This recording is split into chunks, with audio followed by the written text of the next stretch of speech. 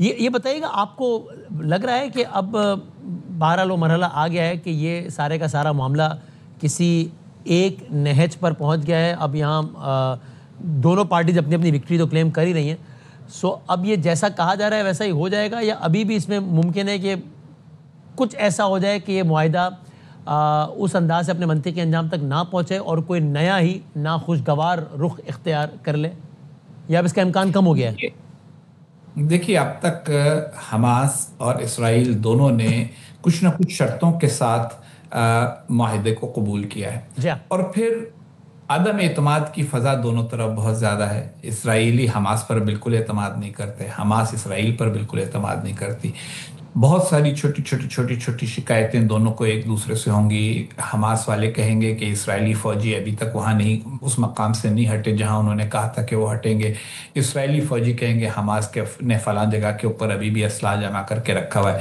تو یہ ساری شکایتیں شکوے تو چلیں گے، ہاں لیکن بنیادی فیصلہ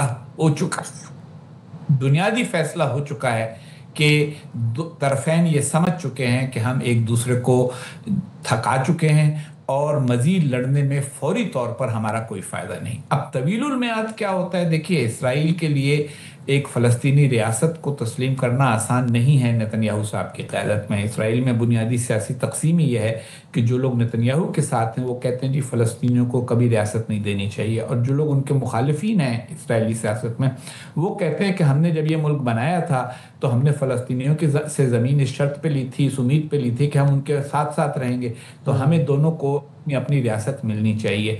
جھگڑا اس مرحلے پر آئے گا جب جنگ بندی کے بعد، فوری امن قائم ہونے کے بعد مستقبل کے بارے میں بات چیت شروع ہوگی۔ اگر آپ کو یاد ہو تو 1979 میں مصر اور اسرائیل کا معاہدہ ہوا تھا جس کو کیمپ ڈیوڈ ایکارڈ کہتے ہیں، اور اس کے بعد سے فلسطینیوں کو کچھ حقوق دیتے دیتے 1993 ہو گیا تھا جب جا کے اوسلو معاہدہ ہوا، اور وہ معاہدہ بھی ٹوٹ گیا۔ تو لیکن یہ آپ کو اطمینان ہے کہ مستقبل قریب میں کم از کم یا مستقبل بعید میں بھی اس بات کا امکان تو ہے کہ مسئلہ مستقل طور پہ حل نہ ہو اور طرفین کہیں کہ چلے جی تو اب یہ معاملہ اب ختم ہو گیا، چپکلش بھی لگی رہے گی، اس کی وجہ سے لاس آف لائف اور لاس آف پراپرٹی بھی ہوگا، لیکن کم از کم اس اسکیل کا نہیں ہوگا جتنا پچھلے 2 سالوں میں دیکھا ہے ہم نے۔ یہ تو بالکل نیکسٹ لیول ہی چلا گیا نا معاملہ، 70,000 2 سالوں میں، اور روزانہ ہی 30 40 50، کبھی کہیں۔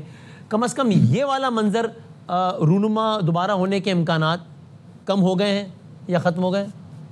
فوری طور پر تو کم ہو گئے، لیکن مستقبل بعید کا کچھ نہیں کہا جا سکتا۔ دیکھیے اگر اگلا الیکشن نتنیاہو ہار جاتے ہیں تو نئی اسرائیلی حکومت یقیناً اسرائیل کی امیج کو بدلنا چاہے گی۔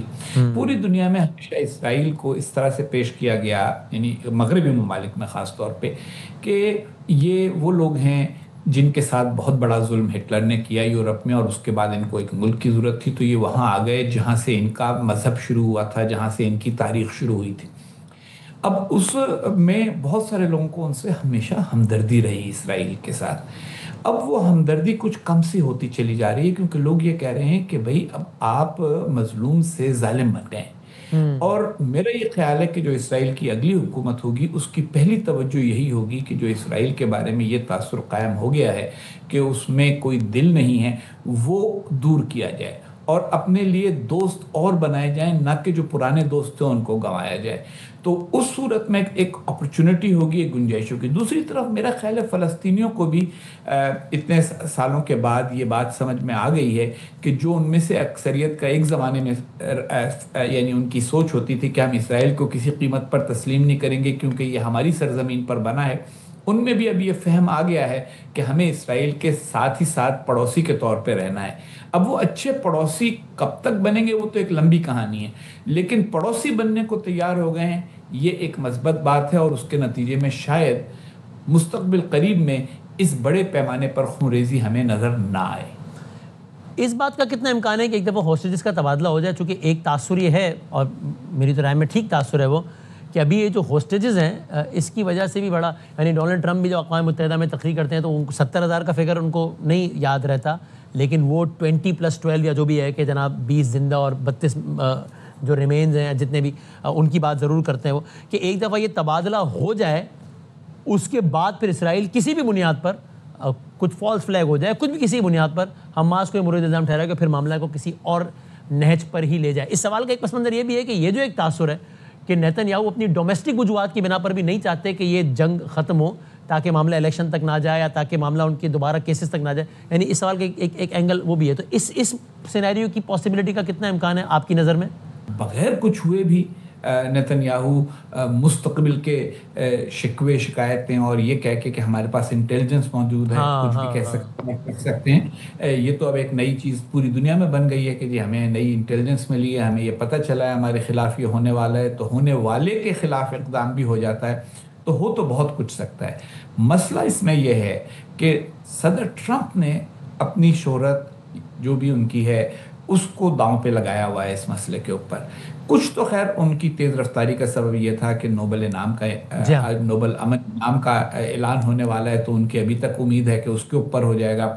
اگر ان کو اس بار نہ ملا نوبل امن انعام، جس کا شاید ایک آدھ دن میں اعلان ہونا ہے، تو پھر شاید وہ دوبارہ سوچیں کہ کیا میں اسی کارڈ کو کھیلتا رہوں اور اگلے سال تک یہ امن کے مذاکرات کراتا رہوں.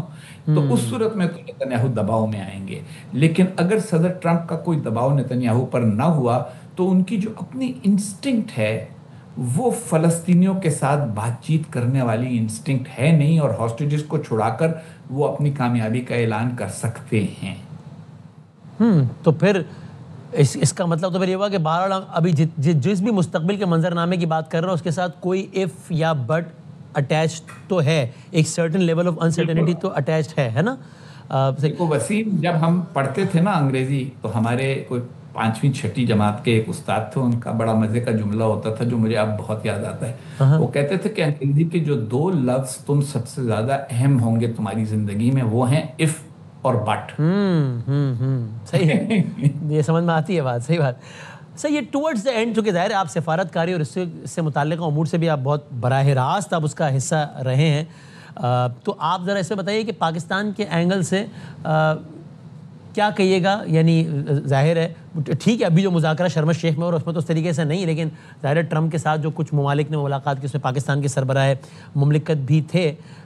تو یہ مستقبل کا منظرنامہ جو بھی ہوتا ہے ایسے پاکستان کتنی اچھی یا آکورڈ پوزیشن میں آتا ہے اپنے ڈومیسٹک آڈینس کے اعتبار سے بھی، یہاں کے عوام کے اعتبار سے بھی، اور انٹرنیشنل یعنی ٹرمپ اور یہ ان کے اعتبار سے بھی. ڈومیسٹک پہ تو کچھ نہ کچھ اثر یہ ہوگا کہ کچھ لوگ ناپسند کریں گے. بڑی تعداد جو پاکستان میں ہے میرا خیال ہے کہ وہ اگر نتائج ان کو ٹھیک ہوتے نظر آئے، خون ریزی بند ہوتی نظر آئی، تو وہ قبول کر لیں گے پاکستان کا کچھ نہ کچھ کردار. اب آئیے بین الاقوامی طرف. دیکھیے پاکستان کے جو سلامتی کے خطرات ہیں، جو پاکستان کے سلامتی کے سارے تصورات ہیں، وہ سب انڈیا اورینٹڈ ہیں، بھارت کی طرف ہیں. تو پاکستان نے کبھی یہ سوچا نہیں ہے کہ وہ مشرق وسطیٰ کا عسکری رکھوالا ہوگا. جب ہم سیٹو سینٹو وغیرہ میں شامل ہوئے تھے، سیٹو تو خیر مشرقی بعید سے متعلق تھا، سینٹو جو تھا وہ مشرق وسطیٰ سے متعلق تھا. تو ہم نے ایران، اس زمانے میں عراق میں بادشاہت ہوتی تھی، عراق کے بادشاہ اور ترکی اور امریکہ اور برطانیہ کے ساتھ مل کر بغداد پیکٹ کیا جو بعد میں سینٹو بنا. تب بھی ہم نے کبھی مشرق وسطیٰ کی لڑائیوں میں براہ راست شرکت کی کوشش نہیں کی. ٹرینر بھیج دیے، ایکسپرٹ بھیج دیے، پائلٹ بھیجے جو ان کے پائلٹس کی مدد کریں گے. اب پہلا موقع آئے گا کہ شاید وہاں پہ ایک امن فوج قائم کرنے کے لیے مسلم ممالک سے کہا جائے کہ اپنے دستے دو. اس موقع پر پاکستان کو بہت احتیاط سے کام لینا ہوگا، کیونکہ پاکستان اگر پہنچا غزہ میں تو وہ ایک طرف حماس اور اس کے ہمدردوں کے ایک طرف وہ ہوں گے، دوسری طرف اسرائیلی ہوں گے. نہ وہ حماس والوں کو یہ تاثر دے سکتے ہیں کہ ہم اسرائیل کے لیے نرم گوشہ رکھتے ہیں، نہ وہ اسرائیل والوں کو یہ شکایت کا موقع دے سکتے ہیں کہ یہ جو پاکستانی فوجی ہیں ان کا اصل میں دل تو اس طرف ہے، یہ امن قائم کرنے کے لیے مناسب نہیں. تو میرا یہ خیال ہے کہ ایک سفارتی کارکردگی دکھاتے ہم رہیں. وہ آپ نے پرانا سنا ہوا ہوگا جس میں تھا کہ بھئی آنیا جانیا میری دیکھو، تو یہ آنیا جانیا ہم دکھاتے رہیں، لیکن ہم براہ راست کردار صرف اس حد تک ادا کریں کہ فلسطینیوں کو ان کے حقوق ملیں، اور فلسطینیوں کو کے دفاع کے لیے کچھ اگر اقدامات عالمی برادری کر رہی ہے تو اس کی ہم حمایت کریں. سفارتی حد سے آگے نہ بڑھیں. کسی قسم کی عسکری انوالومنٹ جو ہے وہ ہمارے لیے مشکل بن سکتی ہے. تو اس لیے اس قسم کی کسی نئی پوزیشن میں پھنسنے کی ہم کو ضرورت ہے نہیں. کہ نازک ہے بہت کام. ہاں بہت زیادہ